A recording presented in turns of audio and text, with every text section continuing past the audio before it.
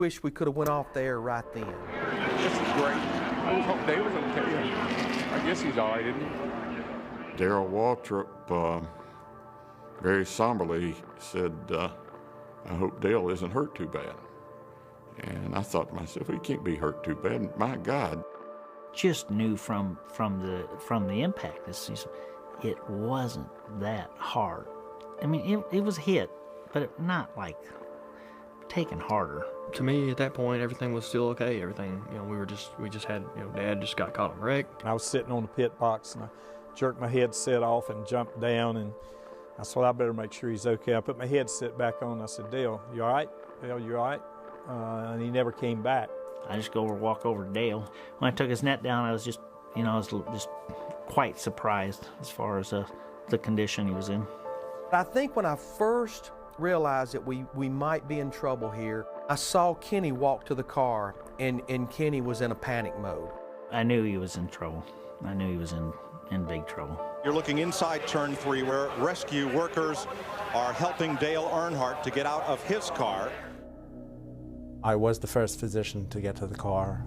We very quickly realized that he's not breathing, and so we started CPR. We look in the booth and we're looking on the monitor. I didn't realize the first couple times, but about the time Dale hits the wall, Kenny Schrader hits Dale. And so not only did he go forward, but then he went that way. That scared me. Basically, once we started the CPR, it became very apparent that he had a basal skull fracture. At that point, he basically was a cardiac arrest.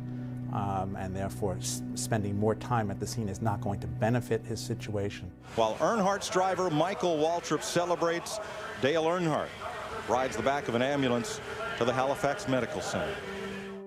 Kenny Schrader called me around to the side and said, I said, it's not good. He said, well, I mean, we're going to be out for a while? And he was white as a sheet. He said, and it just don't look good. Having to tell that to Richard was not, I didn't tell him he was dead. I didn't know he was dead. I knew it wasn't good. As I was in Victory Lane, I just thought, I began to wonder more and more as time passed why Dale wasn't there and why Dale Jr. wasn't there. The first familiar face I saw was Schrader. Dale had just been, what I thought would probably wind up being fatally injured. And Mikey just won Daytona 500 his first race. It was no decision. I needed to be down there, talk to Mikey. The moment in Victory Lane when I grabbed Schrader and I'm smiling, and I was like, can you believe this? And he just didn't look right to me. I get to come up and tell him that. I mean, it's just, I just felt so sorry for Mikey. He said, Dale, it's not good. Just know Dale's hurt. It's not good. And then and he said, I love you, and left. They had the cameras on Dale Jr. and Teresa rushing in to the hospital. That's when I started praying. One minute I'm going to Victory Circle, and the next minute I'm in a car headed to the hospital to check on Dale and see if what they're telling me is really true. I would say it was probably an hour or so. I was sitting there with Dale Jr. and a few of us sitting in the room together, and when they came in and told us that we lost Dale. The first time Buffy and I were alone, I said, he's going to be okay, right?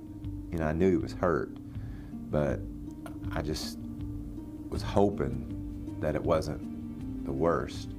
And she said, no, he's dead.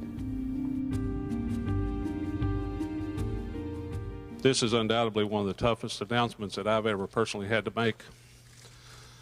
But after the accident in turn 4 at the end of the Daytona 500, we've lost Dale Earnhardt. Silence at a NASCAR track is traditionally awful. And in situations like that, traditionally the silence grows louder and louder and louder. Just shocked. Just shocked. Just couldn't believe what had happened.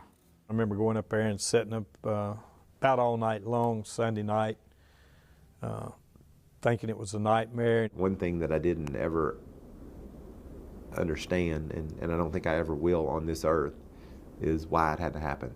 You know, why that have to turn out like that.